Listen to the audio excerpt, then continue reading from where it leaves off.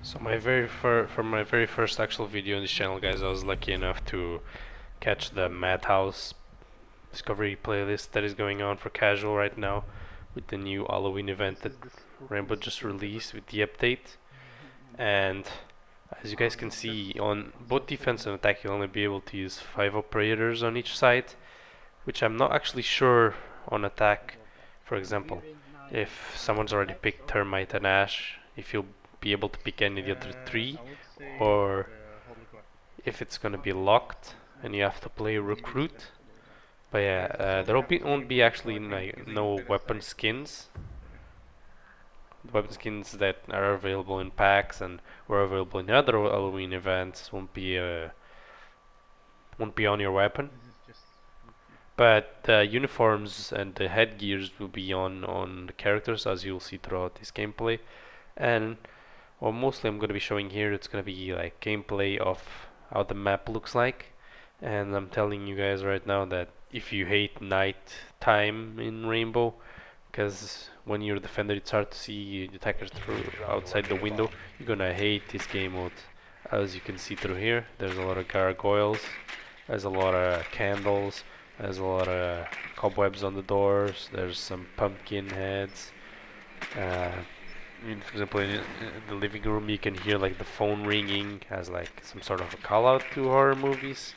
Have that sort of stuff. There's like blood on the wall. There's a lot of old paintings, kind of like in the haunted castles and sort of stuff like that. And as I was saying, the map looks extremely dark. It's very hard to see most of the time, especially if you're trying to look through outside of the window, as you will see throughout this video. And even like outside, look at how foggy that looks. Thank God this map is only in casual. And as this guy is saying that I was playing with, it's if this map is available in custom games, it's gonna be pretty cool to play with friends. But yeah, thank God this map is not actually in ranked. That would be god awful to play in a map like this. And yeah, and here I threw some next level BC grenade, am I right, boys? Rest in peace, BC, he's retired now. He didn't actually die, I just don't know why I said rest in peace, but yeah. Yeah. And even like on the backyard and stuff, it's extremely foggy. You can see a gargoyle right there. I think it's a cool addition in general to the map, because it's something different, but not too different like Outbreak was, because I think Outbreak was a huge failure. It had nothing to do with the core game, and even like the moon is extremely big on the sky there, extremely large. One tick boy looking ass. But yeah, just gonna leave you guys here with the gameplay for a bit before I talk about other stuff. You can hear like people whistling in the background and stuff. They're definitely going for the creepy Halloween spooky type of theme, and it's obviously not scary because this is not a horror game, but it creates a good environment, and I actually enjoyed it a lot. Haven't enjoyed playing casual in a long time because it's normally pretty bad. People team kill a lot, people are very toxic, you get bad bomb sites, you get bad maps, favela yet. But yeah, you'll be able to see here that even defenders are wearing their uniforms, like Mirror. You can see here on that clip. And if like Ibani's using your old one as well that you can't get anymore. But the new operators, not the new operators, operators are getting the new ones for this year and for this Halloween event. You'll also be able to see them wearing those. That's like, what the hell?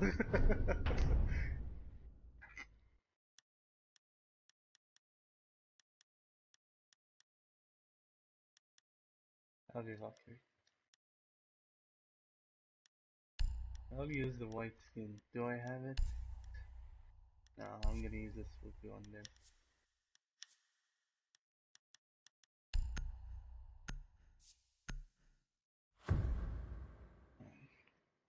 Let's go rain out. I have a legendary on Jaeger.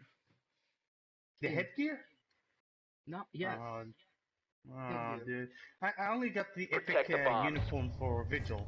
I mean, it's a nice uniform, but I really wanted to live on Valkyrie. Come to me, very good, very good. Oh, yeah. Look at my Op 4 has located a bomb. Oh, Be the ready for legendary assault. weapon skin. Alright. Yes, and the headgear. I said Yeah, that. do you see the weapon skin I had? Another thing that I also wanted to point out that I feel like might be necessary Like is season 3 first year. I'm just an average player. I never had any professional experience, Be advised. although Op I 4 has wish found one a day I bomb. was good enough to have it. Yeah, just leave it. But yeah, I don't claim to be any sort of expert or anything like that. And anything, most of the stuff that I'm gonna be saying in my videos are gonna be my opinion. So take it as that, please. Don't take it as some sort of like law that everybody has to believe the same that I do. Everybody has to have the same opinion that I do. Because I don't want that. I don't. Not even I want that. Because I want people to like challenge me on points. I want to have discussions. I want to, you know, be able to have nice like arguments would be, I don't know if it would be the right word, but you know,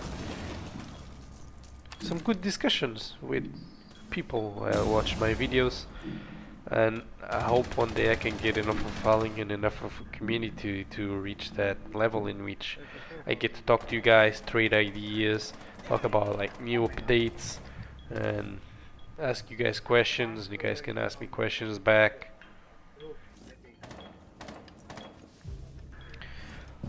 So if you guys like to watch any Pro League, I'll suggest that you guys watch the Latin America Pro League the most out of all of them, because their playstyle is just so exciting, so I don't know how to explain. It's just so good to watch. Like how they're able to rush so much, how they're able to be so aggressive in most sites. Because some people consider like NA and EU kind of more boring, more methodically play style, and that's true. And even though that's something that is to be admired, because it's rare for people that play this game to understand that this isn't COD, in which you can just rush and get kills. But at the same time, it's still exciting to watch teams like Team Liquid and Ninja Pajamas and FaZe and most of the Latin American teams to be able to just pull out aggressive style plays and be reasonably successful with them. And I hope I get to see them go far in LANs, FaZe, and Immortals, and hopefully Ninja Pajamas, which is a team that I'm a big fan of, if they win the Latin America OGA pit, which I believe it gives a spot to LAN, but I'm not sure on that, so don't quote me. So yeah, guys, if you just started watching Pro League, I suggest you watch that the most, even though yesterday was the last day. But yeah, you can watch the VODs for that. They're available on the Rainbow Six channels, on both on YouTube and on Twitch. Go downstairs. Go kill. You know where. So yeah, any of the clips that you guys see here, it's not for the purpose of me thinking that I'm like a really good player or anything like that, because honestly I'm pretty average. There's a high gold, low plat player, I guess, Op 4, last which is operator probably like 90% of the community, according to a messed up ranked system that currently you have, but Op 4 eliminated. that's a whole new other topic. I heard it like there was ads there, but they just saw the camera.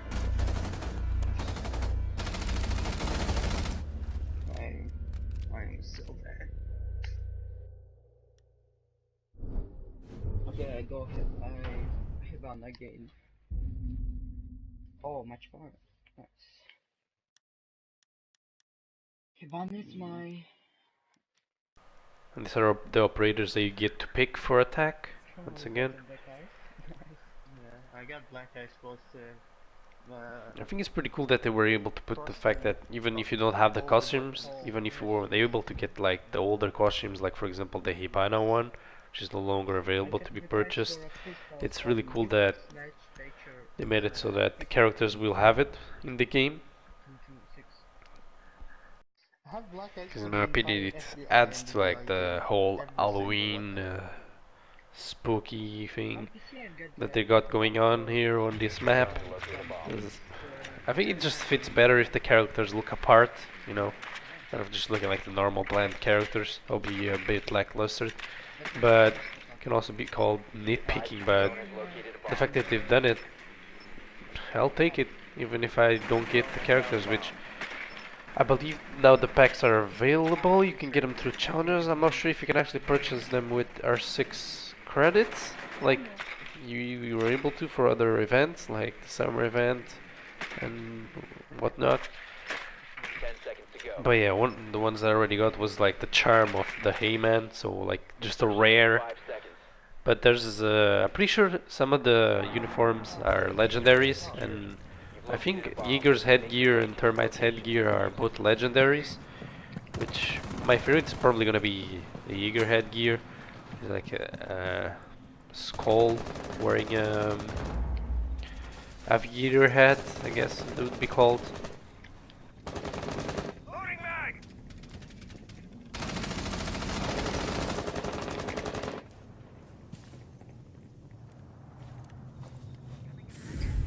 Valkyria is on upstairs, second floor.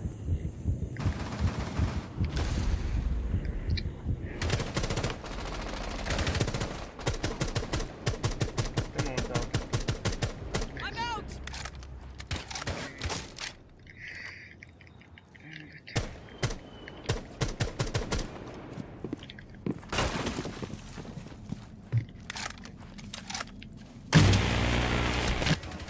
Okay, so for the last section of the video, I wanted to talk to you guys about another thing, which is the throwing polemic that is going on about the last play day of NA Pro League, in which multi-sports is being accused by a lot of fans and even some of the analysts, some of the players. Some people that are part of the community are also hinting at that they were actually throwing for the sake of relegating Obey because apparently England doesn't like skies. But I think something that people are forgetting is England wasn't even the one doing like a lot of changes in the operators that he plays, because he was playing Hibano attack for most times. And if you watch the other games in which Mouse Sports played, he normally does play Hibano on attack, so I don't think that's a very plausible like theory or whatever you want to call it. And I think something that people are forgetting is the fact that nothing was on the line for Mouse Sports on that match, on that last play day of NA. They couldn't go up, they couldn't achieve no land spots. They also wouldn't be getting relegated. They couldn't even go up a spot nor down a spot, I'm pretty sure. So they had nothing to lose, and I'm pretty sure they just lost the US and Nationals to Vicious, if I'm not mistaken. And they were just having a downtime, and they had a match that was basically like a scream to them. It didn't count towards anything for them, so they were just trying out new things, trying to improve, trying out new ops, changing roles. Some people that normally play Fragos are playing supporters and vice versa, which is something that I've noticed that Liquid has been doing a lot, with Nask not playing much of a fragging role anymore. He hasn't been playing his typical fragging operators, which I think is a bold move, because it was clearly working with the win against, by how evident it was that they deserved that win against Penta, which was very surprising to a lot of people. But Nesk is kind of like a vital part of their team, and without him being able to like, being told to like just frag out, basically get out there and frag out, I think their team is losing a lot, and I think that's the reason why, that's what cost them basically their land spot, which was a bold move. And I think that the main thing that they had in mind when they tried to do to do a lot of role swaps, is that they were probably afraid that people are gonna figure out a way to counter it. People are probably gonna figure out a way to like make it so that it's not as reliable to just rely on Nest to just get the frags, while the other operators just kind of support him and drone for him and just do their thing more support roles, more anchor roles. Thank you. But I think that was the biggest mistake they made, which sometimes people gotta take a risk. That's just how it is, and unfortunately didn't pay off for them, Fucking shotgun. which Down, is down. pretty sad. Below you. Yeah, on the left. Into that small room. Nice. Okay, they're gonna but I'm gonna mind it. A team that I'm actually very happy for is Ninjas in Pajamas, with the way they turned around their situation. And honestly, they were kind of looking like a Latin American Obey, to be honest, because just like Obey, which in my opinion is a team that clearly deserved to be relegated to Challenger League, because they weren't playing Pro League level of like play. Because I've watched most of the I remember most of the matches because I've watched pretty much every play day for every region, and from the matches that I watched, that I seem to recall from Obey, most places when they lost, like for example, defending somewhere, or when they lost attacking somewhere, they should just stick with the same thing instead of trying to adapt, because even when they got beat like hard, like full sweep, they still wouldn't learn from their mistakes. They still would keep like trying the same things, pressing on the same things, even though they were clearly not working. And I think that's what cost them the season. And honestly, there's no team in NA Pro League that deserves to be relegated more than them. It's harsh to say that, but it's true in my opinion. It's just how it is.